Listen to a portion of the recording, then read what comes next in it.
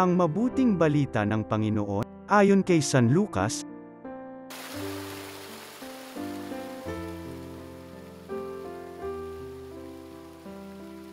Noong panahong yun, pumasok si Jesus sa isang nayon. Malugod siyang tinanggap ng isang babaeng nagngangalang Marta sa tahanan nito. Ang babaeng ito'y may isang kapatid na Maria ang pangalan. Naupo ito sa paanan ng Panginoon at nakinig sa kanyang itinuturo.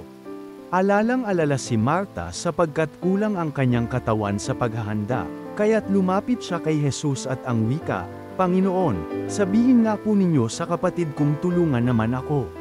Ngunit sinagot siya ng Panginoon, "Marta, Marta, naliligalig ka at abalang-abala sa maraming bagay, ngunit isa lamang ang talagang kailangan. Pinili ni Maria ang lalong mabuti, at ito'y hindi aalisin sa kanya." Ang mabuting balita ng Panginoon.